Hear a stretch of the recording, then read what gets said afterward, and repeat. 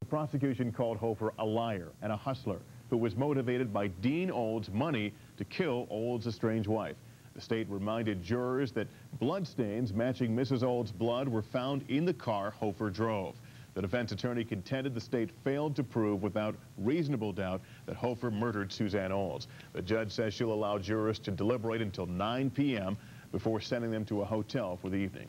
Lester, a judge has denied bond for a Crete Township teenager charged with killing his brother while out on bond in another murder case.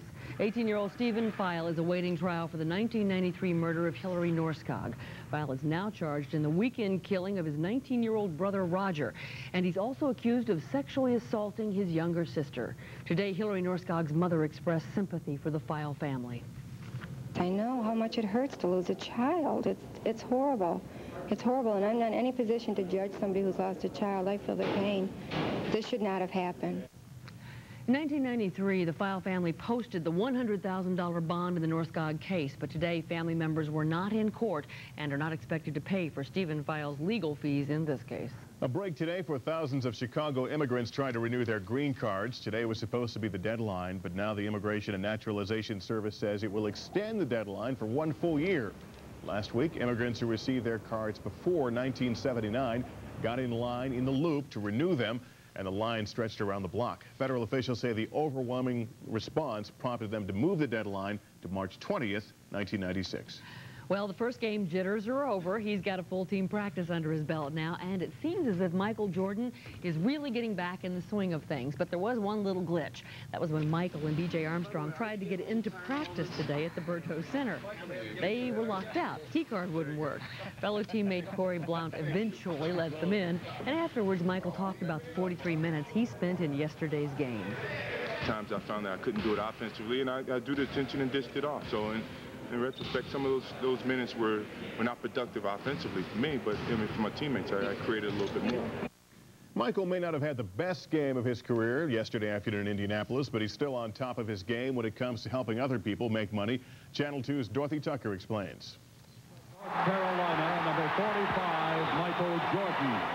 Michael's return to basketball may not have given the Chicago Bulls a victory against the Indiana Pacers, but everybody else is winning big with Michael's comeback. Take the NBA. Ratings in Chicago quadrupled. The last game the Bulls played without Michael was against the Orlando Magic.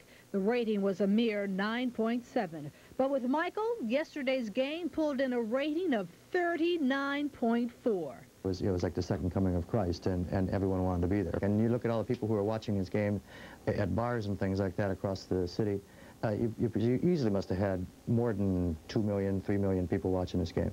The more people watch, the more money the NBA makes off of commercials, thanks to Michael. Newspapers are also grateful for Michael's return. With Michael on the cover, experts say newspaper sales were up 25 to 30%. Total is 48.94 million. Fans gobbling up Michael's souvenirs meant that sales doubled and even tripled at some Chicago stores, and cost didn't seem to be a factor. Edward Sika paid $1,000 for a signed jersey. What are you going to do with it? I got them in the wall and they're looking every day. You just look at it? Yeah. If you want a number 23 jersey, you'd better hurry up and buy it. The stores will stop selling them in a couple of days. Dorothy Tucker, Channel 2 News. You don't have to pay $1,000 for every number 23 jersey. You can get a replica for about $40. By the end of the week, you should be able to buy Michael's new jersey, number 45. There's lots more still ahead on Chicago's News at 6. The race for alderman in the 16th Ward turns nasty. Incumbent Shirley Coleman and her challenger, Harold Baskin, are now trading some pretty hard charges. And later, the story of a Chicago cop who made history and headlines with just one parking ticket. This is 2 News at 6, Chicago's News. It began when Channel 2's Tim Weigel was the first to report that Michael Jordan would make a comeback. Michael Jordan back to basketball. That rumor hit the boiling point this morning. 10 days later, it happened, and 2 News was first to bring you the story that would make history. He makes his debut in a Bulls uniform. We're committed to bring you the stories that matter most to Chicago with the in-depth coverage of a 1-hour special. The nearest you can get to Michael Jordan is to come here to his restaurant. Don't miss what happens next. Stay tuned, only on 2 News, Chicago's News. Can I have your list, sir? A 30-inch door, no problem. Honey, I'm home. 2x4s, we have thousands of them. Drywall, we have tons of it. Here at the Home Depot, we have over 40,000 items. Look at the size of this place. Increase the beauty and value of your home with solidly constructed doors from Prim Door. They make several sizes and styles, including fire-resistant doors, and you'll find them at a guaranteed low price every day at the Home Depot. The Chicagoland Chamber of Commerce and the U.S. Small Business Administration recognize those who step up to the challenge and distinguish themselves as our new generation of small business leaders. We salute their achievements with the 1995 Illinois Small Business Awards. Sponsored by Ameritech, your link to better communication. Today's portion of the news sponsored by Dodge. Dodge welcomes you to visit the friendly Dodge dealer near you to see the 95 lineup of Dodge cars and trucks. To the designers of the new Dodge Stratus, performance isn't just how a car handles, but what it handles. So along with a rigid frame and modified double wishbone suspension for control, they also developed the biggest trunk in its class. So Stratus isn't just a great driver's car, it's a great packer's car. New Dodge Stratus. It's full of answers. A strange mix in Campaign 95, politics mixing with the death penalty in Chicago's 16th Ward aldermanic race. The Illinois Supreme Court has refused to stay the execution of convicted murderer Hernando Williams. 20 years ago, he was married to now alderman Shirley Coleman. It's been a fact Coleman's opponent has tried to use against her in an especially ugly re-election campaign. Because there was no clear winner in the primary, Coleman now faces a runoff with Harold Baskin. He's a former gang member, once arrested for murder but not convicted. Coleman says his opponents are playing dirty by using his old police mugshot on flyers. It was a photo of me taken over 20 years ago. And to depict me in that manner was only showing the whole Willie Horton situation over again. I'm not going to stoop that low. I will not attack his record because I feel I've done a good job and that the voters have seen that I've done a good job, and it's important that we get them out to vote. Coleman's former husband is due to be executed at midnight tomorrow. The double execution is drawing fire from critics of capital punishment. Today, representatives from several organizations met at the offices of the American Civil Liberties Union. They are against the executions and say the prisoners, James Free and Hernando Williams, were given a raw deal at sentencing. The jurors must evaluate what's called aggravating and mitigating factors. Aggravating factors would be those that would warrant a death sentence. Mitigating factors are those that would warrant mercy. And the instructions the juries received in the cases of both these men have been proven to be confusing. The groups issued a unified plea for mercy to Governor Edgar. They're asking him to commute the death sentences to life without parole. A special ceremony at Holy Name Cathedral today. The ceremony brought into the fold 3 new auxiliary bishops to serve the Chicago Archdiocese. More than 1,600 people attended the service. A quarter of that number were high-ranking officials in the Catholic Church. The 3 bishops will have specific territory to take charge of within the Archdiocese. Now there are 6 auxiliary bishops to help Cardinal Bernardin running the Catholic Archdiocese of Chicago. Coming up when we come back, winter is almost history, and our Earthwatch forecast shows why it really will feel like spring before the week is out. We hope so, don't we? And here's the latest in the J Simpson trial. Simpson walks across the courtroom to allow the jury to inspect his left hand. Police say Simpson had a cut finger the day after the murders. The defense says it's just arthritic swelling. And the defense continued to put cops under fire, trying to paint a picture of a sloppy investigation. No one is show busier than Entertainment Tonight this week. See how Patrick Swayze dirty danced his way from romantic hunk to Disney's superhero. And if you thought Kathy Bates was twisted in misery, wait till you see her terrifying role as Stephen King's latest villain. But first, she's the youngest supermodel in the biz. Now see why this catwalk kitten has all the top designers clawing for more. Plus, how the death of Ron Goldman is affecting Hollywood hopefuls. The exclusive on Entertainment Tonight. Tonight at 6:30, right here on 2. Tonight, Dave welcomes Will Smith and Vince Gill to an all-new Late Show. Ladies and gentlemen, on tonight's program, I'm cross-examined by Johnny Cochran. Tonight on CBS. Seattle, average rainfall 39 inches. Phoenix, Average high, 103 degrees. Minneapolis, average low, 7. Every year, Andersen windows and patio doors stand up to the harshest sun, the coldest wind, the hardest rain. So much for the law of averages.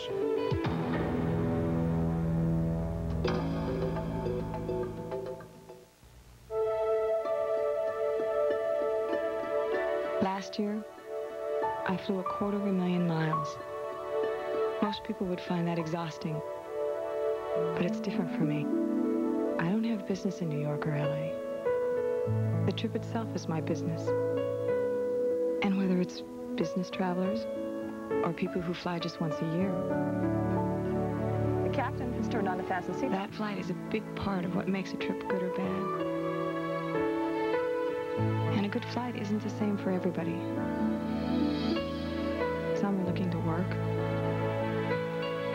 Some just want to relax. And some, they just want to get away. And knowing the difference, well, that comes with flying 250,000 miles and seeing 1,000 different faces. Get ready, because Gorton's just turned on the flavor. Only Gorton's turns on the flavor. With Gorton's garlic and herb fillets, so crunchy, so full of flavor. A perfect blend of zesty garlic and herbs. Only Gorton's turns on the flavor. Delicious Gorton's garlic and herb fillets. For great ways to love fish, no one turns on the flavor like Gorton's. Trust the Gorton's fishermen. Today was just one of those little reminders that it's not really over yet. I know, but I'm so excited. In almost 2 hours exactly, spring gets here. Whole weather departments all over the country, people are going, yes, yes. Everybody else is going, when's it going to get warm? Yeah. You know, we're the only ones that get that excited about it. So I got to answer that question. When's it going to get warm? Never mind the arrival. Before this week is through, we could have our first 70-degree day in spring. I'll tell you about that in a minute. But right now, Mary Ann's right. It still does feel like winter outside. When you combine the temperatures that you see with the wind speeds, that's when you really get that old familiar feeling. 44 to 48 degrees is the range now, but the winds are gusting as strong as 36 miles per hour. They've been steadily out of the west at 25, but much stronger than that from time to time. Barometer is rising, humidity at 89%. Aside from the winds being strong at times, it's drizzle outside at O'Hare, so that's about the worst of the weather picture. And from sunrise to sunset tomorrow, the first real long day of spring, it should be fine, but not much fanfare tonight because we got to get through overnight hours with temperatures in the 30s. So even after midnight, it'll feel more like winter. We shouldn't have any more rain, but we'll keep the clouds. There are two weather stories to talk about now. One with the storm gone and another one with the storm on the way. And as long as we stay in between these two, things will work out fine. There's one system that will float around and just continually pump temperatures warmer and warmer for us. But getting back to the worst weather of the day, it wasn't all that far away. There are storm watches in effect now in Kentucky and in Tennessee. You can hardly see Ohio, and Indiana really is hard to find under those clouds. We're kind of peeking out through them. But in that direction, there had some pretty strong winds again in Oregon State and in Washington, Oregon and Washington State. I can pick out a couple places where the winds were anywhere from 50 to 60 miles per hour. So that's a hint of things to come. That storm will catch up to us near the end of the week and toward the weekend. And until that happens in the 50s tomorrow, warm air moving in. Another little sign of warmer air arriving will be showers on Wednesday night. But behind that, the best day will probably be Friday when we hit the 70s. So to wrap it up, we'll do it right now and start with tonight. Clouds and wind and cool weather will linger. And the low will be 37 degrees. But when you wake up tomorrow morning, you'll wake up to a new season.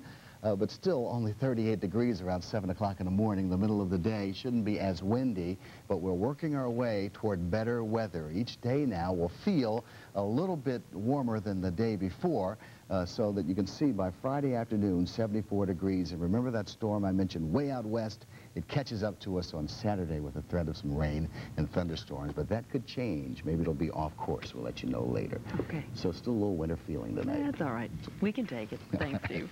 Beginning tonight on Chicago's News at 6, we start a series of reports called Chicago Classics, stories about colorful personalities and memorable trends from times gone by. Our first profile from the past is a no-nonsense cop who became a legend. His name, Jack Muller. During his 4 decades in the force, he became an outsider among top brass. That's because Jack enjoyed challenging authority, making everyone obey the law. Channel 2's John Drummond has more. Jack Muller isn't making waves anymore, but in his halcyon days in the 1950s, Muller was one of the most colorful and controversial police officers in Chicago. Muller became a Chicago legend when he rode up and down Rush Street, ticketing illegally parked cars. Clout meant nothing to Jack. Muller ticketed crime syndicate biggies, judges, and politicians. That was a no-no in those days. If he was a politician, John, he always felt that he was above the law and he was entitled to extra consideration. And I didn't do it to make any waves or cause any problems, and I figured this is the way that should be. Muller soon became something of a celebrity. He wrote 2 books about his experiences, I Pig and Psycho Cop. But he always looked out for the little guy, and Muller says he resented it when the brass told him to leave the power brokers alone and go after what they called the goofs and jerks. The goofs and jerks were the people that had no connections, no monetary wealth, or anything to barter with to keep themselves out of prison or from being arrested. On one occasion, Jack says he stopped a car for running a red light. The driver was the wife of a judge, and the judge was a passenger. Jack had a Donnybrook on his hands. She comes out and she hauls off and hits me right in the mouth. And you don't know who I am, and my lips swelled up. And he comes up and he grabs me from behind both of my arms, and he's wrestling with me. Well, I shook him off. Muller was soon transferred to the Boondocks. He later became a burglary dick, but in 1958 he took time out to run for sheriff. He didn't win, but racked up close to 400,000 votes. Muller had his share of close calls as a cop. His old cap has a hole in it where a bullet went through during a shootout at the Northwestern Station. I looked down, and all of a sudden my glasses were covered with blood, and I always says to myself, you son of a silly son of a, you really did it this time. And they took me to the hospital, and naturally I survived. Jack lives the life of a country squire now. He'll never forget his 40-year police career, and Chicago will never forget him either. John Drummond, Channel 2 News. And John tells us that Jack is quite proud of the fact that on any number of occasions, cash was waved in his face, bribes to persuade him to look the other way.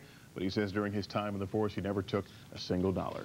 And just ahead, another Chicago classic, Michael Jordan back at practice today. And Dennis the Menace Rodman was back at practice too. Tim Weigel will have it all in sports after this.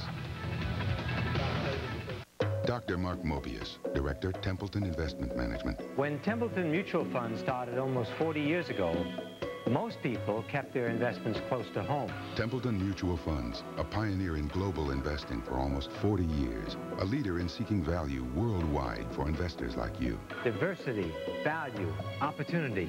We found it's all out there, if you know where to look. A member of the Franklin Templeton Group, 1-800-342-FUND. Honey, this is the kitchen place I saved till last. Hey, KDA does have more displays. KDA features Marilat, America's favorite cabinet, and can deliver many Marilat styles as quickly as 2 days. Brand name appliances, too. Look at this pantry. Terrific. And you know, I feel so much better working with people who know what they're doing. For 35 years, builders, remodelers, and people like you have made KDA #1 in Chicagoland for kitchens and baths. They were sworn enemies. The younger other woman, the ex-wife, with a deadly secret. Why didn't you tell me, Tess? What's going to happen to my girls? What if the woman who seduced your husband She broke up my marriage. was the only woman who could save your children? That woman is not capable of taking care of my children. She's everything I despise. 2 women must face the ultimate challenge or destroy a family. And you're just going to have to trust me. Well, that's a problem because I don't trust you. Jill Eikenberry and Melrose Place's Laura Layton, The Other Woman, Sunday. If you've ever been there, I mean, after, you are so impressed by how people can survive just about anything. People are fighters. You know, they want to get back up. They want to get back to business. We're not some big, ominous insurance company. We're people just like they are. And we're there when they need us. I believe we're entering an era where there is honor in ham. I discovered this at Boston Chicken. There is something real, honest, comfortable about Boston Chicken's new double-glazed ham. Honey glaze baked on, maple pecan sauce on top, and as fast as I could say to go, I was gone. I felt like I was back on the farm, except I grew up in the city. This is one honorable ham. This is different. And this is progress. Look for our valuable coupon in this Sunday's paper. You know, with Michael sitting there talking after practice, it was just like old times. Things back to normal. It really was, Marianne. It was an incredibly normal day. About 30 minutes he talked. Finally, people said, let him go, let him go. He was willing to stay, but surprise, we're not going to lead with Michael Jordan in this sportscast. Actually, we're going to lead with Magic Johnson talking about Michael Jordan. Hey, Magic, what do you think about Michael giving up baseball and getting back to basketball? Well, I was waiting on that. But believe me, I didn't think I was going to get out of here without that one. Well, I think, first of all, it's good for basketball, and it's good for him. He needed something. You know, we all knew he wasn't going to be a baseball player. He knew it himself. So it's great that he's back. It adds some excitement and drama. Michael was born, God blessed him to be a basketball player, and that's what he does best. To do what he does best, Michael arrived for work about 10:30 this morning, very relaxed, not too sore after yesterday's re-debut. As you saw earlier, he got stuck for a moment outside the door of the Berto Center, but once inside, things went very smoothly. The only real eye-opener during a 30-minute media conference when Michael mentioned that his boss, Jerry Reinsdorf, tried to talk him out of coming back this year. Mr. Reinsdorf tried to talk me into coming back next year. I said, well, kind of give us the psychological edge this year. 82 games next year can give you time to make adjustments to my game. You know, if you come back now, kind of take some teams by surprise. As much as I tried to search in my memories in terms of how to prepare myself for a game, I mean, it was a little different, you know, and I think going through those 43 minutes kind of gave me a frame of mind in terms of how to adjust to a game again. I didn't know that. I forgot how to do that in 18 months. Well, from Air Jordan to Hair Rodman, the San Antonio bad boy with the Technicolor top separated his shoulder Sunday while riding a motorcycle. It means he'll be out up to a month. Because of accidents and suspensions, Rodman's missed 19 of 62 games this year, but his boss is going to be patient. You know, the rest of the guys are just going to have to step up a little higher, which they're capable of doing, and we got to give him some support and get him back on his feet and back on the floor as fast as we can. You know, apologize, this happened, but one of those accidents. You know, could have happened in the car, who knows. Could be a lot worse in the car. Well, who knows? We're going to have to get Bob Hill and CBS Sports hat anyway. The Blackhawks beat Winnipeg 3-2 last night on a Joe Murphy goal, and they will play the San Jose Sharks tomorrow on the West Coast. And last night in hockey, here we have Buffalo's Rob Ray making the mistake of grappling with Tampa Bay's Eno Ciccone, and Rob decides to give him the old backhand. Anaheim Mighty Ducks Steve Ruchin, even sillier, puts the linesman on the bench, and folks, you will pay for that. Well, how about Michael Jordan again? Did he wear his shorts backwards yesterday, or didn't he in his comeback game? The logo clearly on the back of the baggy shorts instead of the front.